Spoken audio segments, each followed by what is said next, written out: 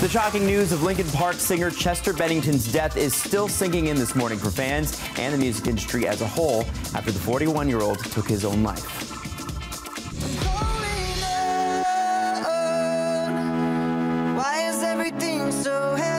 Chester Bennington's raw and heartfelt vocals were a talent often fueled by anguish, something he was always open about. I keep dragging around what's bringing me down. If I just let go, I'd be set free. Now fans and the entire music industry are mourning the loss of that talent and that man after the 41-year-old's death by apparent suicide in his California home.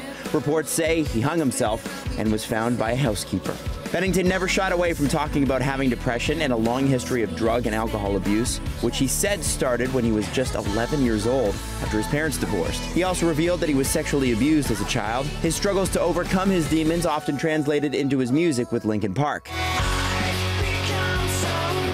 In fact, when Terry Hart caught up with Bennington just a few months ago, he spoke about the band's personal approach to songwriting. We'd sit down and we'd talk about our lives and like what's going on with us, and all of a sudden we'd all have these common denominators in our own lives, and we'd start writing on these issues. Bennington, with Linkin Park, first found mainstream success with their 2000 album Hybrid Theory. There's been an outpouring of grief from Bennington's fellow musicians, especially with his death coming so soon on the heels of Soundgarden frontman Chris Cornell's, who was a close friend of Bennington's and who himself took his own life by hanging in May.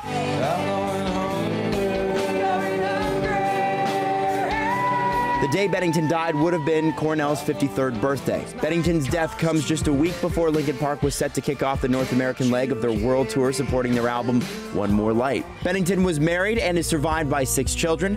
Our thoughts are with his family, bandmates, and fans. And the sun will set for you. Switching gears now to a sweeping but intimate war movie. She'll fight on the beaches. She'll fight on the landing ground. Dunkirk is being called director Christopher Nolan's best film yet. He's been praised for casting newcomers Finn Whitehead and Harry Styles, who is, of course, much better known as a former boy bander turned solo singer.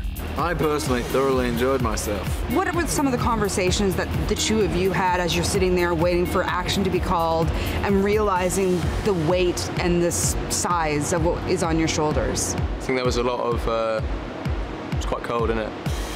Yeah, it's pretty cold. That's what you kept it to? No, we talked about the scale of everything and how amazing it was, but there's only so much of that you can do, I think, once you've been a part of it for so long. It becomes normalized in your head and you just learn to get on with it. Being in the place where it actually happened, you could kind of tell everyone's like very aware of where they were standing. It's such an eerie beach. So many people died there. We also caught up with Harry and Finn's co-star Kenneth Branagh. We asked him, via satellite from New York, what Nolan has done with Dunkirk that sets it apart from other blockbusters. He seems to give you both the big epic nature of a situation involving the threat to the lives of 400,000 people and make you one single participant in the chaos of it all. It's coming back round. It's coming back round. And Dunkirk, of course, hits theaters today.